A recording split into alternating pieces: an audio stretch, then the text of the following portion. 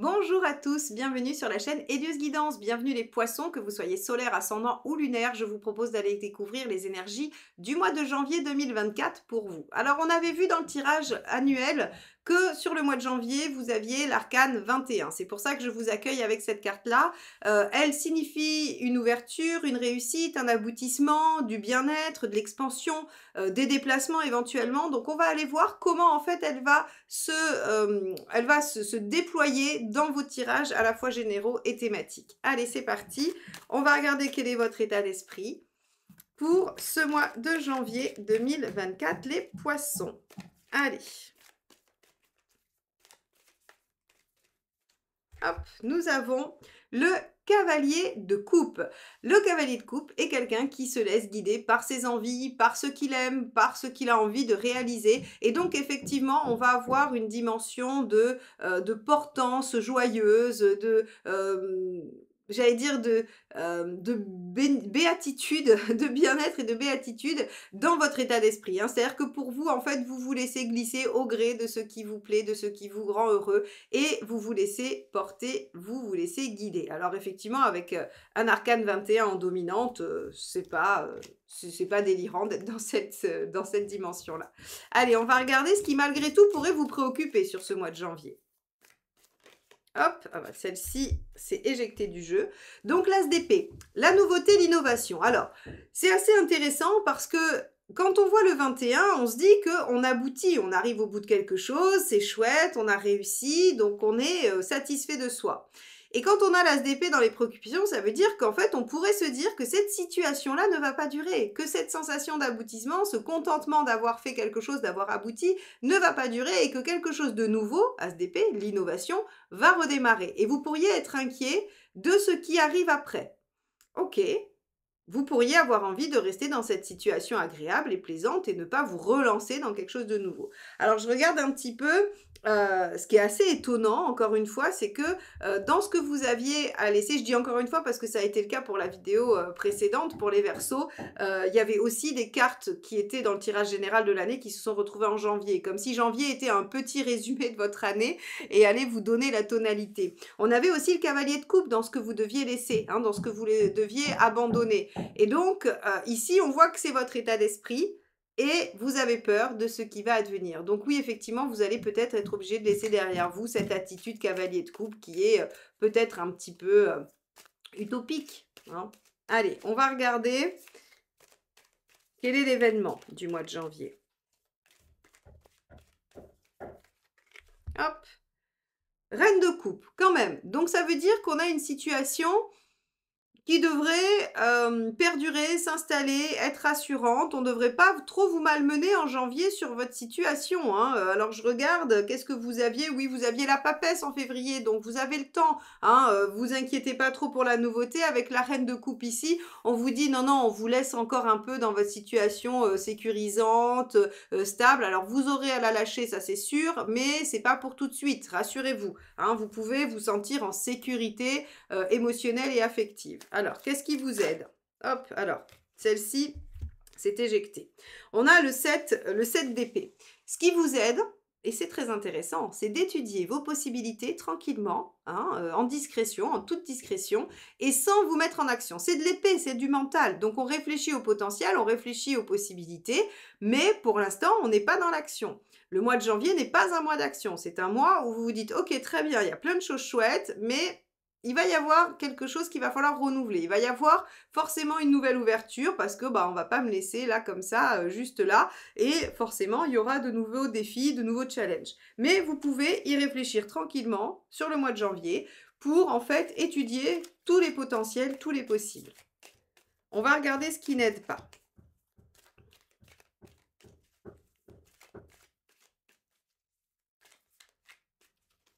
Hop.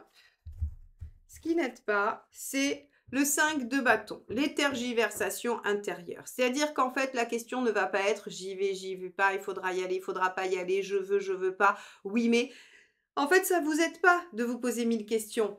Vous avez à aller déployer quelque chose, vous avez à aller probablement, démarrer une nouvelle chose ou aller potentialiser encore, cet aboutissement, cette, plénitude, ce sentiment de réalisation et en fait, il faut pas tergiverser. Il faut pas vous dire: «Est-ce que je garde ce que j'ai et puis, bah, je remets rien en question?»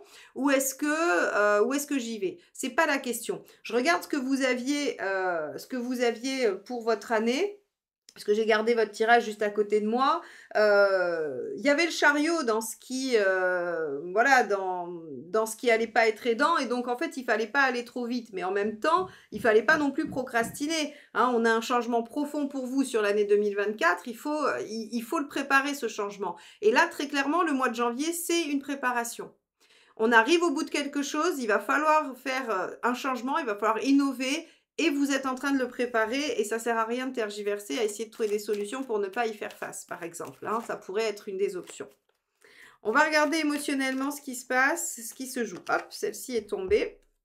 Roi d'épée. Ah oui, vous avez envie de couper avec l'émotionnel, vous avez envie de couper avec cette part de vous pour la rendre le plus lucide possible. Alors je suis pas sûre que ce soit tout à fait possible de rendre son émotionnel efficace et pragmatique, hein, puisque c'est de l'émotionnel, c'est de la réaction, mais en tout cas, vous essayez un petit peu de le verrouiller pour peut-être soit faire un déni, c'est-à-dire vous dire: «Non, non, non, non, je vais pouvoir rester dans ma situation, je vais pas être obligé de changer, tout va très bien».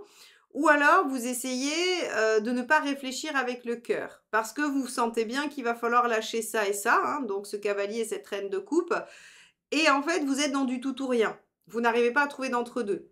C'est aussi possible, c'est pas si simple que ça de trouver un entre-deux d'ailleurs, hein, on peut largement vous comprendre et se mettre à votre place. On va regarder matériellement, donc on ira déployer ça dans le tirage thématique juste après. Là, on va regarder matériellement. Hop là. Le 7 de coupe. Alors, c'est intéressant parce que vous avez le 7 d'épée et le 7 de coupe. Donc, ici, on voit bien que votre roi d'épée dans l'émotionnel, il est nul et non avenu. N'essayez pas. Vous allez devoir déployer les possibilités, tant sur le plan intellectuel que sur le plan émotionnel. C'est-à-dire qu'en fait, vous allez devoir écouter ce que votre cœur vous dit et étudier chacune des propositions de votre cœur avec une lecture intellectuelle, pratique et, on va dire, lucide. Mais ça part du cœur quand même. Ça part de ce que votre cœur vous dicte. Et vous êtes finalement dans une dynamique où vous opposez les deux. Alors là, encore une fois, c'est logique, on dit toujours, voilà, j'hésite, enfin, je suis entre le cœur et la raison, comme si ces 2 choses-là ne pouvaient pas, travailler de concert, ne pouvaient pas, s'allier pour donner une réponse qui serait la meilleure. Eh bien si, si, si, c'est tout le travail qu'on vous demande les poissons, c'est pour ça qu'on vous dit: «Prenez votre temps pour sonder ce qu'il y a en vous, ce que vous souhaitez vraiment, prendre le temps de le passer au filtre du mental et de le repasser au filtre de l'émotionnel pour voir si la nouvelle version créée par le mental plaît toujours à l'émotionnel. Ça va être ça votre défi, hein. Bon, c'est pas rien, hein. Bon courage les poissons. On vous demande un sacré truc. On vous laisse pas commencer l'année peinard, hein. On vous met tout de suite au travail. Mais bon, c'est le cas aussi pour les Verseaux, hein, donc bon. Regardez où vous en êtes, hein. Elle a sauté du jeu celle-ci, 10 d'épée. Vous en êtes à terminer quelque chose de souffrant, de douloureux. Alors, c'était le cas aussi pour les Verseaux. Si vous êtes Poisson ascendant Verseau ou Verseau ascendant Poisson, là, vous avez vraiment quelque chose à clôturer. Le 10 d'épée, dans le chemin de vie, il peut parler d'une croyance limitante, il peut parler d'une situation, il peut parler d'une problématique intrinsèque, hein. On ne vous demande pas de quitter votre job forcément ou de quitter femme et enfant ou mari et enfant pour aller je ne sais pas quoi faire. Le 10 d'épée, là où vous en êtes dans votre chemin de vie, c'est vraiment qu'est-ce que je clôture qui était douloureux pour moi et qui va me permettre d'accéder à un autre niveau de réalisation. C'est vraiment ça et uniquement ça, hein, d'accord? Donc on va aller voir où vous en êtes à la fin, après ce mois intense en travail et en réflexion. Hop. Super, roi de denier. Le roi de denier, il a confiance en ses capacités de réalisation, de concrétisation. Il sait qu'il a déjà construit des choses, il a déjà abouti, il a déjà mis des choses en œuvre et donc en fait, il se fait confiance dans le fait qu'il va être en capacité de stabiliser les choses, de créer quelque chose de, oui, de sécurisant, de solide. Et donc en fait, c'est surtout pour moi, hein, je pense ici que vous faites confiance en vos compétences. Vous savez que vous allez réussir à le faire, même si c'est pas évident, même si voilà, ça peut susciter certains moments difficiles, certaines hésitations. Vous êtes en conscience que de toute façon, c'est votre chemin et que vous savez comment faire. Ok, on va garder ce fameux roi de denier, on va garder ce beau 10 d'épée qui nous dit que voilà, il y a quelque chose à terminer dans cette situation. Hop, allez. Et on va aller voir ce que ça nous dit sur le plan socio-professionnel. Allez, hop. Donc, hop là, tout le jeu s'en va. Allez, quel est votre état d'esprit, les Verseaux, sur la sphère socio-professionnelle?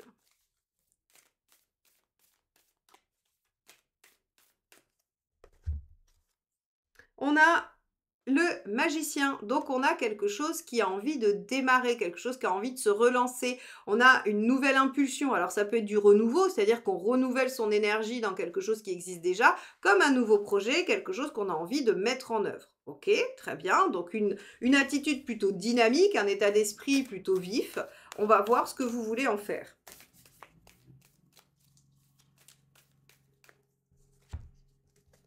Alors, 4 de coupe. Ok. À mon avis, ce que veut dire le 4 de coupe ici, c'est que vous voulez aller rendre votre situation encore meilleure. Vous voulez aller remettre de l'impulsion. Par exemple, vous pourriez être dans une situation professionnelle un peu routinière, un peu voilà, qui décolle pas vraiment, et vous pourriez avoir envie d'aller remettre un peu de dynamisme là-dedans. Hein, puisque le 4 de coupe dans la volonté, c'est je ne veux plus de la routine, alors je veux de la stabilité, mais je veux pas non plus que ce soit ennuyeux à souhait, et donc j'aimerais bien que tout soit, que toutes les cases soient remplies. Hein. Bon, après tout, pourquoi pas. Alors, est-ce que vous y arrivez à la fin? Où est-ce que vous en êtes, en tout cas?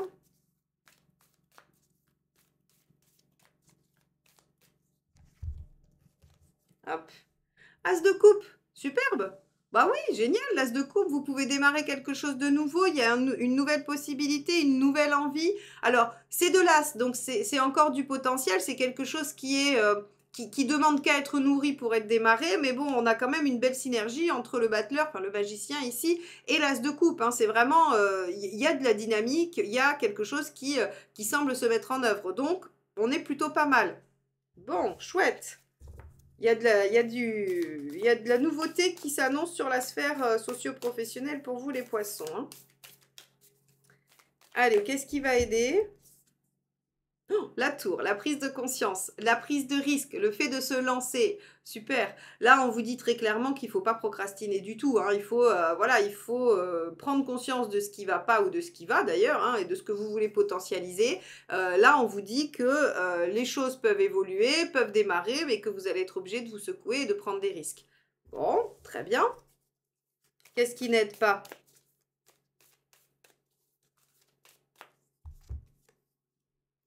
L'empereur, l'inertie, hein, voilà, l'empereur, en fait, si vous voulez, quand il s'arc-boute sur ses positions, quand il fixe les choses, quand il essaye de...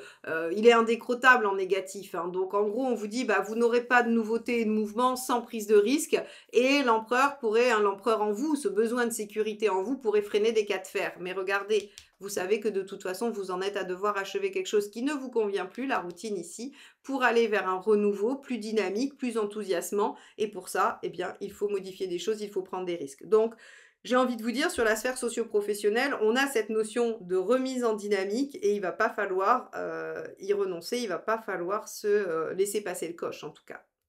Ok. Allons voir sur le plan matériel ce que ça nous dit. Alors, sur le plan matériel, on avait le 7 de coupe, hein, c'est ça? Oui, qu'il fallait étudier toutes les propositions avec son cœur aussi. Donc, on regarde ce que ça nous évoque.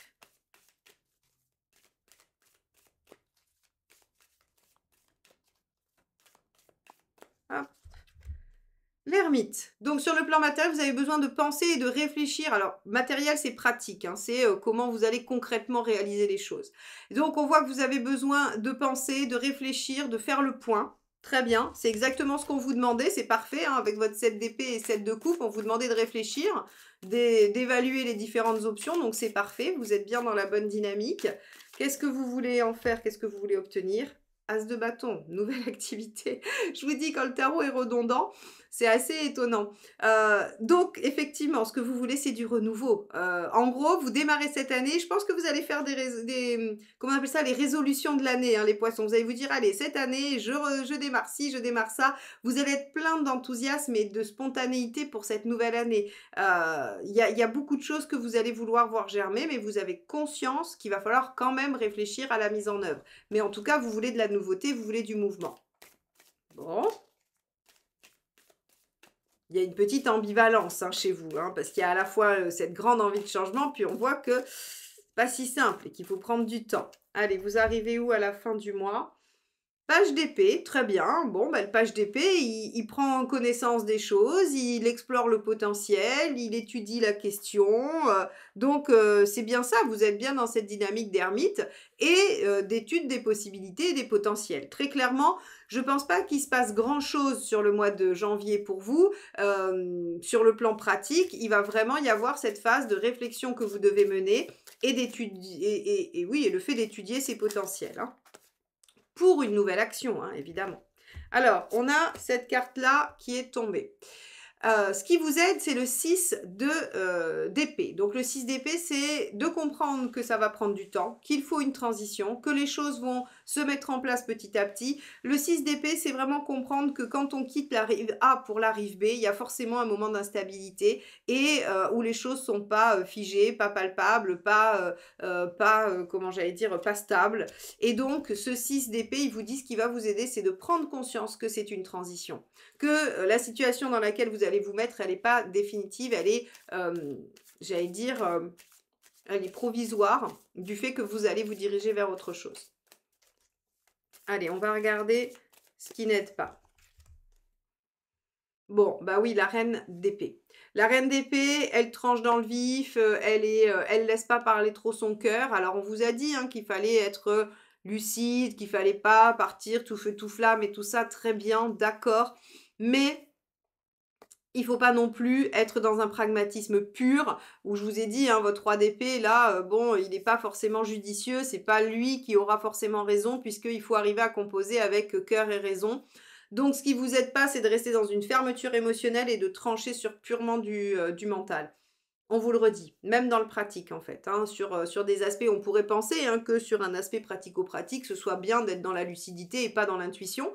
Eh bien, on vous dit que non. On vous dit que voilà, prenez le temps d'y réfléchir, mais essayez de voir comment en fait vous pouvez concilier raison et sentiment. C'est vraiment ça, hein.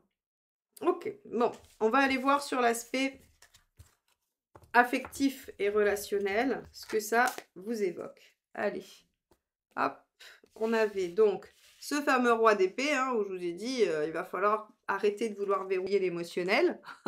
Donc, on va regarder effectivement ce que ça nous évoque. Allez.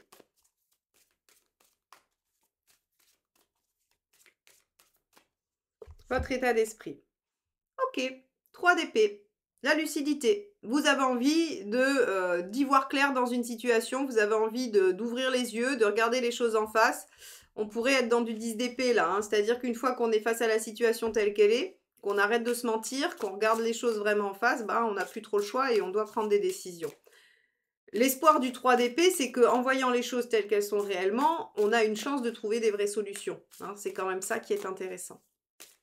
Qu'est-ce que vous voulez obtenir? Le 7 de bâton, vous voulez défendre vos valeurs.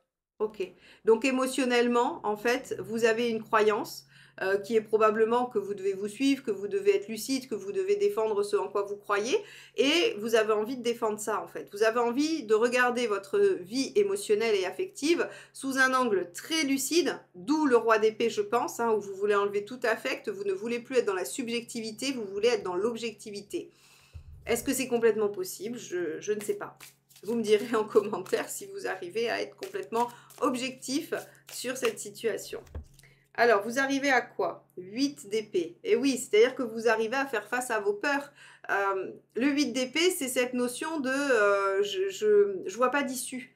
Je vois pas d'issue, je vois pas comment on pourrait s'en sortir. Alors moi, j'ai une petite intuition qui est que si on le passe que par le prisme du mental, effectivement, en fait, si vous voulez, il n'y a pas d'issue, il n'y a pas de solution. Parce qu'il va falloir aussi passer par la sensibilité, par l'émotionnel et par l'intuition. Et donc ici, on vous dit, ok, vous allez être face à la situation et puis on va peut-être vous dire, ben voilà, pour régler tel problème, c'est telle solution. Parce que ça, c'est très roi d'épée, c'est très pragmatique, très intellectuel.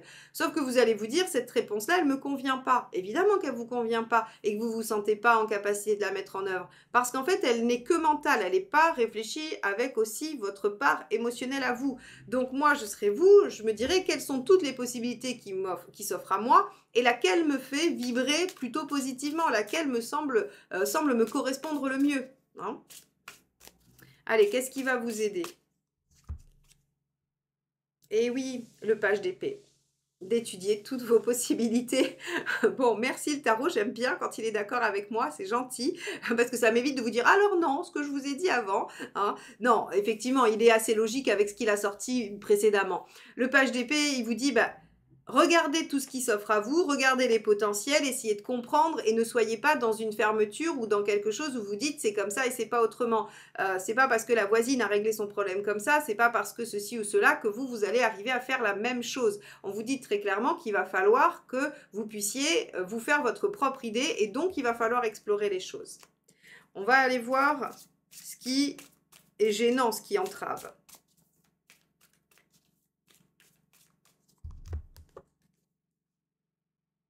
Le cavalier d'épée, la précipitation. Bon, alors vous voyez, vous avez un tirage affectif et émotionnel avec énormément d'épées. Hein, on en a quand même 1, 2, 3, 4, 5, plus la 6e qui est dans le thème. Ça fait beaucoup trop de mental. C'est-à-dire que là, il va vraiment falloir que vous arriviez à assouplir tout ça et surtout ne vous précipitez pas pour choisir les choses intellectuellement. Essayez, même si ça vous prend le mois d'après, hein, c'est pas grave, essayez de réintégrer un peu d'émotionnel et ne tranchez pas sur l'émotionnel tout de suite comme ça avec un mental trop aiguisé parce qu'en fait, vous allez vous rendre compte que vous renforcerez vos peurs et que vous n'allez pas du tout dans le sens qui est bon pour vous. Donc attention à toute décision qui serait prise d'un point de vue purement mental et qui ne comprend pas votre intuition et votre émotionnel dedans. On va aller voir comment vous traversez ce mois-ci au niveau de la forme et de l'énergie. Allez.